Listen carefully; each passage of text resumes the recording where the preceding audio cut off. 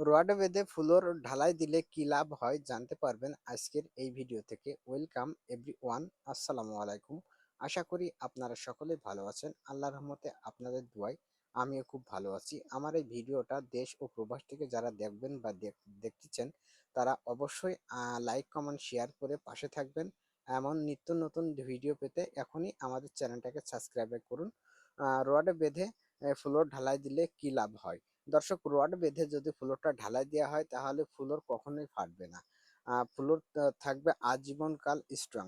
দর্শক, আমরা যে ফ্লোরে রড বেঁধে ঢালাইটা করতেছি আপনারা একটু খেয়াল করে দেখেন। আমরা কিন্তু ফ্লোর ঢালাইয়ের আগে কিন্তু এই কাজগুলো করেছি, যা এখন কিন্তু ফ্লোরটা ঢালাইয়ের উপযুক্ত হয়েছে।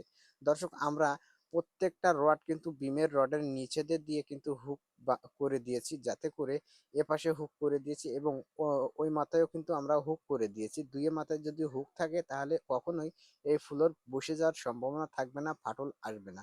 তাই যখন আপনারা ফ্লোর করবেন তখন অবশ্যই এই টেকনিকটা ব্যবহার করবেন। আমরা এখানে ফ্লোরে ব্যবহার করেছি 8 mm রড এবং 10 mm রড। প্রত্যেকটা রড আমরা বেঁধেছি 8 ইঞ্চি বাই 6 ইঞ্চি করে, দৈর্ঘ্য 8 ইঞ্চি এবং প্রস্থ 6 ইঞ্চি। এমন ভাবে যদি আপনি ফ্লোরের রডটা বেঁধে ফ্লোরটা করতে পারেন তাহলে আপনার ফ্লোরটা থাকবে দীর্ঘস্থায়ী ও মজবুত। অনেকেই কিন্তু ইটের সলিং এর পরে ঢালাইটা দেন, তাতে করে আপনার অনেক সময় দেখা যায় ফ্লোরে ফাটল আসে, অতি তাড়াতাড়ি দুর্বল হয়ে যায়, মরিচা ধরে। এজন্য আপনারা অবশ্যই এই টেকনিকটা কাজে লাগাবেন।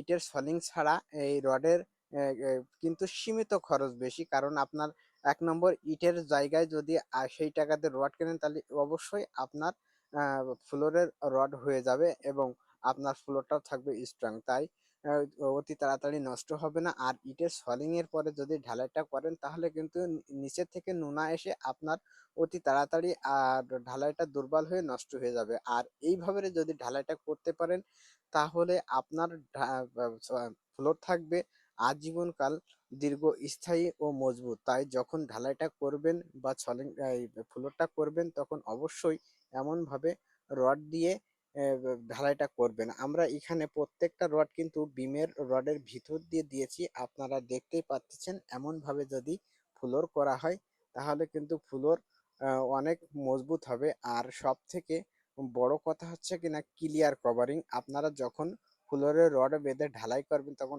অবশ্যই এমনভাবে ক্লিয়ার কভারিং রাখতে হবে যাতে করে আপনার ফ্লোরটা সবসময় স্ট্রং থাকে। আর ক্লিয়ার কভারিং যদি না রাখতে পারেন তাহলে নিচে থেকে আপনার রডে মরিচা ধরবে, দুর্বল হবে এবং অতি তাড়াতাড়ি নোনা এসে ফ্লোরটা নষ্ট হয়ে যাবে। এই জন্য আপনাদেরকে বারবার রিকভারিকে বলি যে আপনারা অবশ্যই ঢালাইয়ের সময়